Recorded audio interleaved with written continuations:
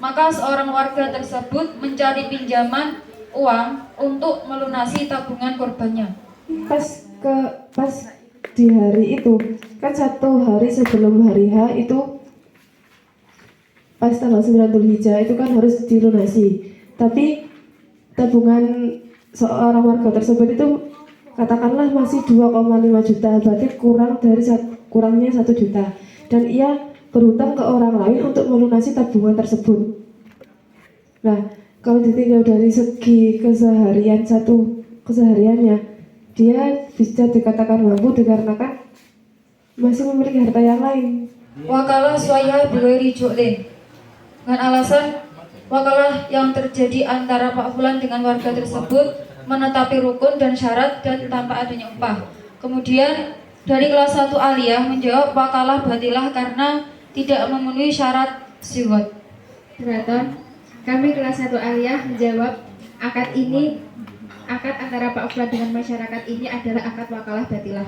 Dinamakan termasuk akad wakalah karena sesuai dengan pengertian wakalah sendiri, yaitu seseorang melimpahkan perkaranya kepada orang lain setiap apapun yang mungkin dilakukan agar dikerjakan semasa hidup. Dan rukun-rukun wakalah ini ada 4.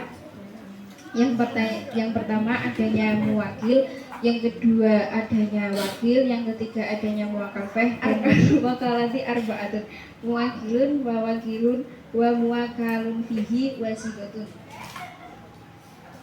Yang pertama yaitu adanya muwakil atau orang yang mewakilkan, yaitu masyarakat. Yang kedua adanya wakil, yaitu orang yang mewakili, yaitu Pak Fulan. Yang ketiga yaitu muwakalfeh atau pekerjaan, yaitu berupa membeli sapi, mencarikan orang yang menyembelih dan membiayai kebutuhan seperti kresek dan konsumsi. Jadi penjelasan ini kan terjadi 2 wakalah. Yang annahu la budda minal lafzi minal muwakili wa adami radhi minal wakili awil lafzi minal wakili wa fi'li minal muwakil. Fala yafi minhu sukutu wa adamu radhi bi khilafihi minal wakili. Kelas 2 Sanawi silahkan. Kalian persilahkan. Terima kasih moderator. Menurut kami kelas 2 Sanawi, di bab wakalah ini tetap sah jika qabulnya itu secara tidak langsung. Ibaratnya ada pada kitab Hasyiah Jamal, wala yushtaratu fil qabuli hunal fauru walal majlisu. Tidak disyaratkan qabul pada wakalah itu secara langsung dan tidak satu majelis. Berarti di sini menurut kami qabulnya tidak secara langsung itu tetap sah. Dalam ibarat Anda tadi mengatakan bahwa qabul itu tidak harus secara langsung dan dalam majelis. Nah, lafaz sebelumnya saya sebutkan dalam ibarat Anda. Wasyuruta fi syighati kelas 2 Sanawi. Wasyuruta fi syighati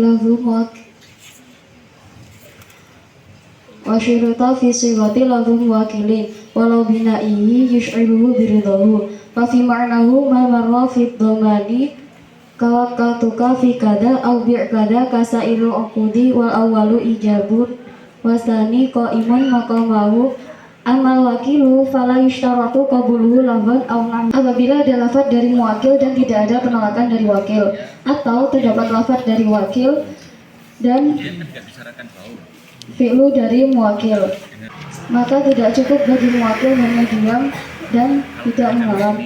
Dari kajian seperti ini catatnya begitu. Ini memperbolehkan untuk mewakilkan.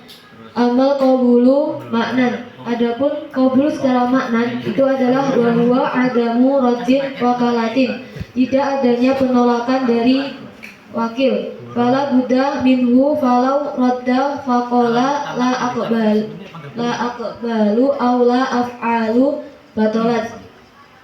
Ketika seseorang menolak dengan mengatakan tidak akan mengerjakan, maka wakalahnya batal. Wala yashtaratu fi qabuli hunal fawru wala majlisu. Dan tidak disyaratkan di bab wakalah ini baik segot dari wakil ataupun wakil itu qabul secara langsung dan berada di majelis yang sama. Jadi kan di segi masalah kan sudah jelas. Wakil kan mengatakan ijab kepada masyarakat, kemudian masyarakat mengabuli dengan tidak ada penolakan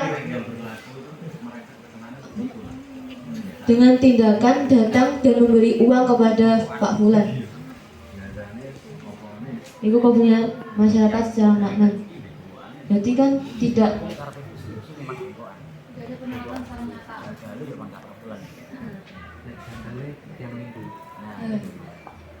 Dari kelas 2 Sanawi sudah memaparkan ibaratnya bahwa di situ ijab terjadi seketika dan tidak harus terjadi dalam satu majelis.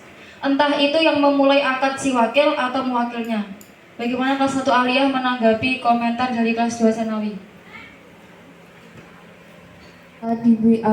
Menurut satu aliyah itu kan kalau yang qabul itu wakil. Nah, menurut kami di sini di sini tuh kembalinya di wakalah. Nah, ini kan sesuai konsep wakalah, yang mana syuhud itu bisa jadi dari wakil atau muwakil. Bisa-bisa saja, karena ibarat yang kita bawakan wala yustaratu fil qabuli hunal fauru. Huna di sini kembalinya di bab wakalah. Berarti kan tidak disyaratkan qabul pada bab wakalah secara langsung dan satu majelis. Kemudian ini sesuai konsep wakalah yang mana syuhud itu bisa dari wakil ataupun muwakil. Wa'adamu takliki, tidak ada penaklekan, penggantungan. Di sini di syarat syuhud B terdapat salah satu syarat yaitu wa'adamu takliki. Nah, dan di syarat syuhud wakalah di sini juga terdapat wa'adamu takliki, tidak adanya menggantungkan. Nah, persamaannya terletak di situ. Berarti sisi persamaan syarat syuhud B dengan wakalah itu hanya dalam segi tidak diperbolehkan adanya taklek. Di sini syarat syuhudnya wakalah kan ada 3, yaitu lafaz dari wakil atau muwakil yang menunjukkan ridho. Yang kedua yaitu tidak adanya penolakan dan tidak ada yang digantungkan. Syaratnya kan hanya 3, sedangkan di syaratnya B itu ada 13, yaitu salah satunya la yatakhallala bainal ijabi wal qabuli kalamun ajnabi. Tapi di syarat syuhud wakalah itu tidak ada. Jadi perbedaannya di situ. Jadi tidak bisa disamakan. Oke, bisa disamakan dari yang tidak adanya taklek. Di B juga tidak boleh digantungkan, di wakalah juga tidak boleh digantungkan. Tapi di wakalah itu tidak ada syarat yang tidak boleh jalan-selani. Dari manhajul qawim. Benar? Wa yujuzu an yuwakila musliman mumayyizan fin niyati wa dhabhi wa la yudhi ahadun an hayyin bila idnihi wa la an mayyitin. Ternaknya itu berupa sapi. Jadi sudah memenuhi kriteria hewan ternak. Terus sapi di sini sudah berumur 2 tahun. Nah, dalam permasalahan kita, sapi di sini sudah memenuhi syarat itu, sudah berumur 2 tahun, jadi sudah memenuhi. Kemudian syarat selanjutnya yaitu tidak cacat, tidak ada cacat. Nah, sapi yang akan dikurbankan ini tidak memiliki cacat, tidak ada cacat apapun. Dan yang selanjutnya niat ketika menyembelih. Nah, niat hukumnya sunnah. Lah kan itu gimana ya? Bentar. Aku bingung. Jadi kan Soalnya tadi kan lebih baik. Nggih. Nggih. Dan itu kok kenapa kok haram? Itu karena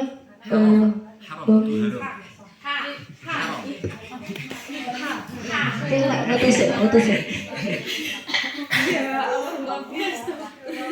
Saya sebelum tas kayak yang Gitu. Fa in fa'ala walau jahilan lam yaqa'a anhu wala 'anil mubashiri.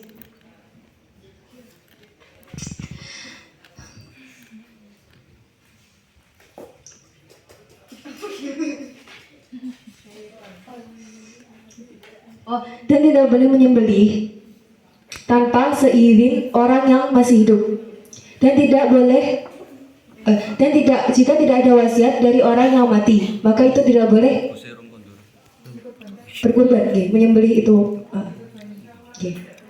Sama. Berarti pembahasan seputar sahabat tidaknya niki seputar napa niku? Dia kurban untuk diri sendiri atau untuk orang lain.